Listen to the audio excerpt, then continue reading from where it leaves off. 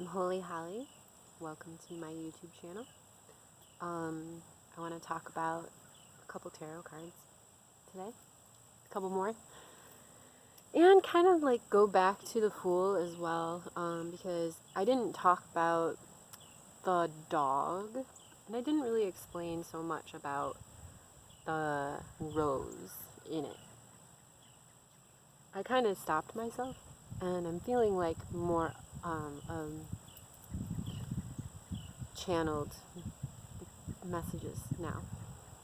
So I would like to talk about that. So when you look at the Fool, you see that dog. It's a white dog. I think I talked about the color white. So white, wearing white, like the Sufi people, the people that you see with like the turbans that are white and they wear all white and they practice Kundalini and they speak Sanskrit. They speak Sanskrit. And Sanskrit's a tonal language, I believe. And they tone and they chant and they have Kundalini awakenings and all of that.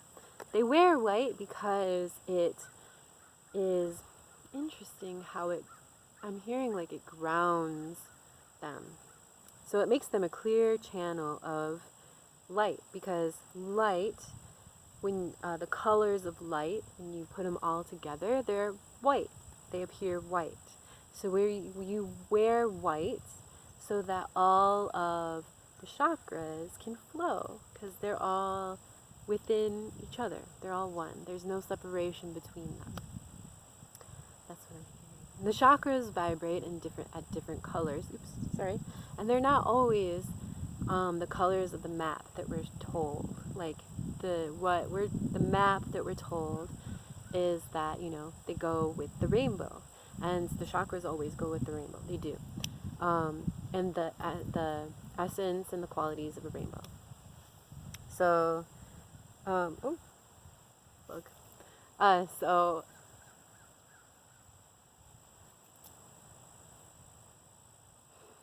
Yeah. Is that all I wanted to say about that?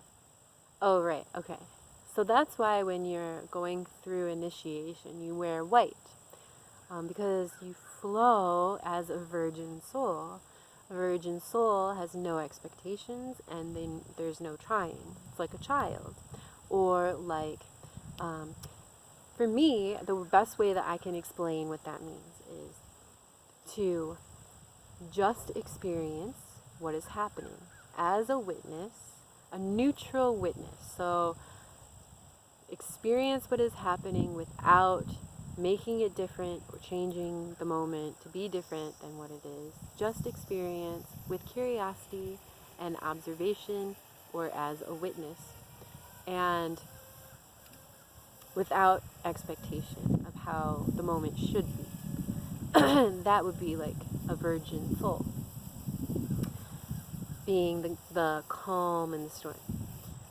So this is saying this is a virgin soul dog, and the dog is symbolism is loyalty, and the qualities of a dog, the domestication that they've gone through, how they interact with humans.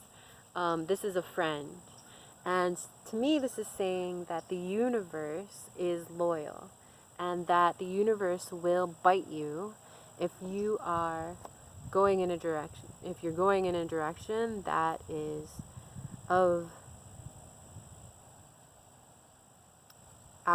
of alignment, is what I'm hearing. And yet the bite itself is still within alignment, because it exists, and everything in existence is in alignment and balance already. Otherwise it wouldn't exist. There's a purpose and a process for the bite, the catalyst. But sometimes the universe bites us to show us when we are trying, or when we have expectations. And it just shows us, like, the way. the way that is the heart's way, the way of our inner child. It directs us to heaven, basically. That, yeah. And it, yeah, so the catalysts, the things that hurt, those bites, they're a blessing in disguise. And we learn as human beings how. Especially as human beings, like, who live in heaven, we learn, oh, that's a blessing. I don't know how, I guess, and that's the how. So I don't know how. That's where trust comes in, trusting the universe. But this says that the universe has got your back. It's always loyal and supportive, and whatever you are being, the universe supports that, because you are the universe. This is you being the universe. And yeah, okay. So the rose, I pointed out the rose, and it is a white rose. This is a virgin soul. He has no expectations or assumptions of how life should be. He's observing how life is unfolding and responding to those moments. Yeah, and you can respond either, maybe he's saying yes to most of those moments, right? Or at least in this card, he's saying yes to whatever is happening. He's just walking. And saying that just walking is saying yes to the moment being what it is without changing it. Okay, so I would say the rose is significant because of its sacred geometry, and also it is associated with Venus, because Venus shows the pattern of, like, the rose. If you were to take the earth and make that the center of the universe, and sometimes that's that's an okay thing to do, because your temple and the earth are synonymous. Symbolically, they are one and the same. So, your temple is the center of your perceived universe. So it makes sense to take the earth, make it the center, and then look at the other planets and see what they do geometrically around the planet.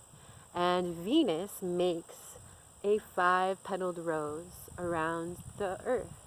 And it's a sacred geometry pattern, and I think it's within 8 years it makes that cycle. And 8 is the number of infinity. In numerology, it's that eternal, infinite, abundant quality.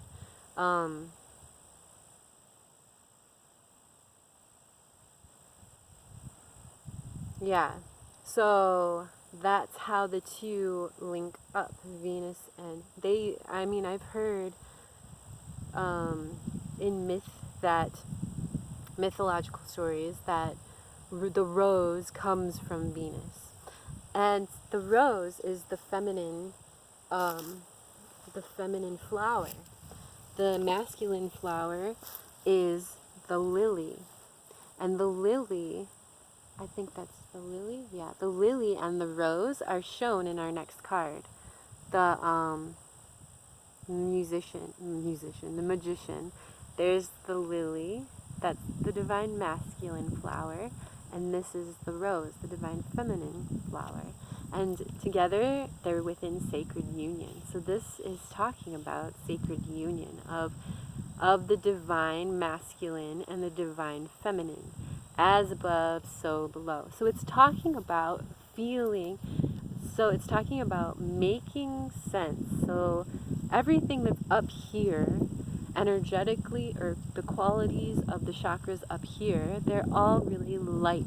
Like, the weight is very light. Thoughts are things, but they're very light things. They have a mass, and it's a negative amount of mass. And they can go through objects, and they are things. They're objects, but they're still very lightweight things. Up here, the heavy things are matter. They are matter, like mother, matter, and they have a weight. They are heavy. You they're heavy.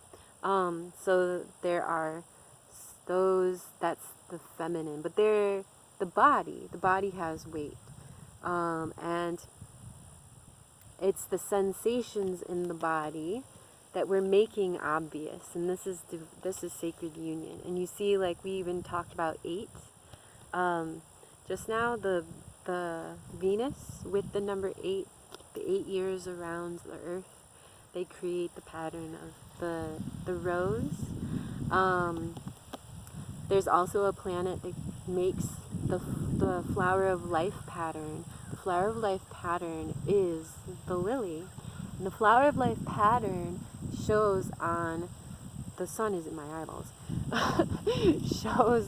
has shown on the gravestone of Yeshua, of Jesus. So he was the divine masculine. And Mary Magdalene, she's been associated with the rose, the red rose, for, ages. I mean, like, she is the they go together. And like the Rose Elena, the line that goes through Europe, it's the rose line, and that's Mary Magdalene's line. So those two beings, they were meant to be, they were together in sacred union, and their focus was so strong. It was the magician. But the magician here is what is obvious. Number 1 shows you, it's a masculine number, and it shows you patterns, right? In order to be able to count, you have to have 1, because in patterns, because 1 plus 1 plus 1 plus 1 plus 1, and the ability to recognize moment after moment after moment after moment, and to remember that there was a moment before this moment, and then there will be a moment in the future, that sort of thing. But this is like recognizing that you are the universe, and that you are the vibrations of the universe that you perceive. So this shows all of the symbols of the elements that are throughout the tarot. And whenever I hear about these right here, the cup, the coin or pentacle, the sword, and the wand or staff, I hear these are your tools. The 4 elements, there's 4 elements. There's actually 5. The 5th element is surprise. And love is everything. Love is all of these. And love isn't separate from anything. So love would be like the foundation. So you see this table, that would be like the symbol of love, I suppose. Or do you see the sacred union of the plants? That would be like love. But love is everything. There's no separation from anything in love. Okay, so the magician is when you recognize that you are the universe. And when you do that, you empower yourself to take the mind, focus it through meditation, and witness the body and what's happening within the body, the sensations. So this means recognizing when you're feeling trauma and the sensations within the body, and just witnessing them in a neutral place without making it or changing what the sensations are in the body. But this is when you knowingly manifest. And this is the manifest card, manifesting. I say manifest card because manifest is in the moment. There is no, the future is an illusion. And if you're manifesting into the future, you're chasing the future. So the universe gives you more chasing because you are being the vibration of chasing. You're saying that the moment isn't perfect the way that it is, and that you want something else within your moments. And so when we say that we want something, we're saying the moment's not perfect the way that it is. And so then the universe gives us more to chase, more moments where they're not perfect. So it's kind of tricky, right? But this card says that you've got all the tools already. The elements are all within you always, and they're always in the moment. And to utilize those observations of those elements within. The elements are showing qualities.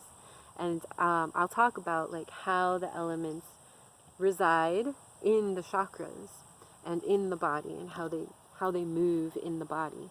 They're qualities. They're just when we show them this way, they're just objects, and the objects are showing us qualities, and those are the qualities that are within the temple, and that's what they're really just sensations in the temple.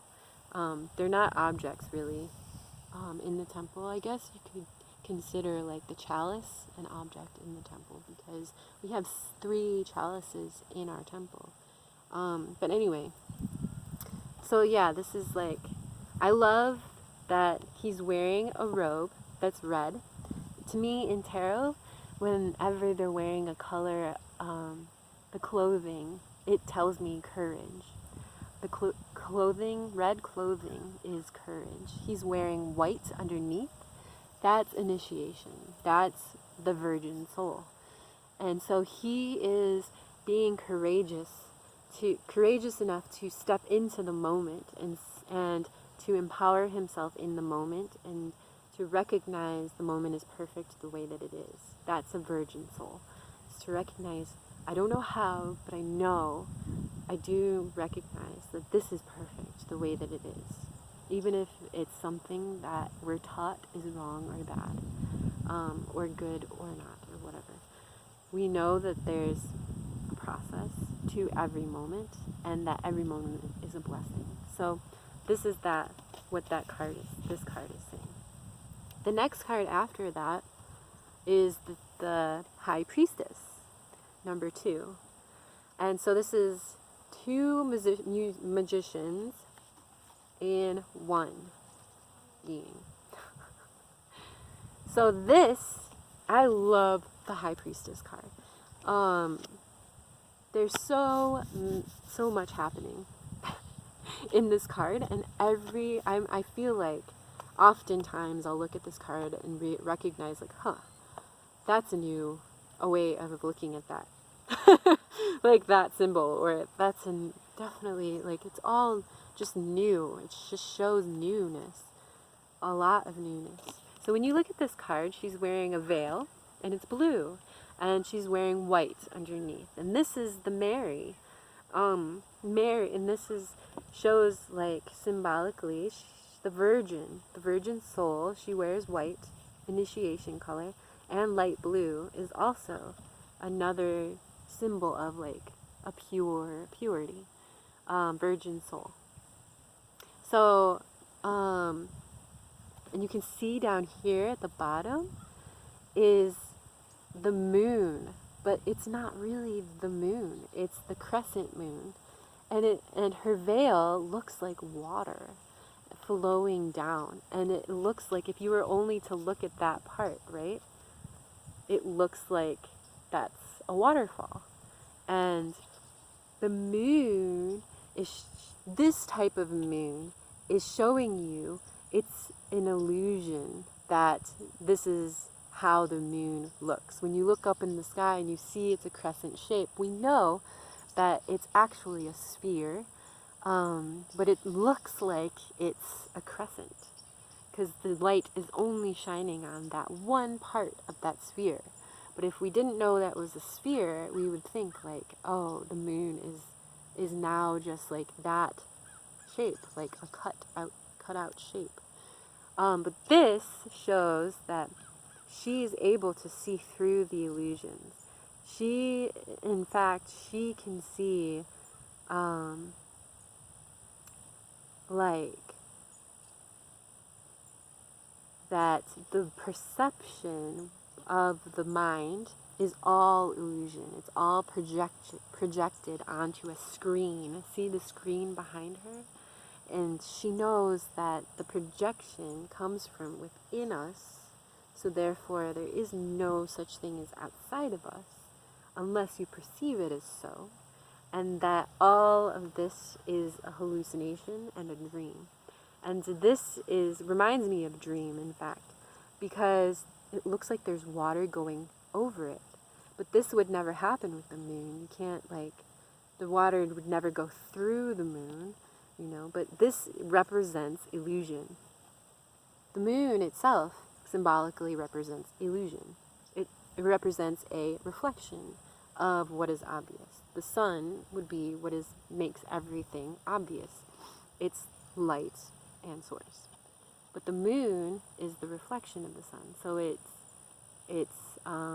shows an illusion of what is obvious.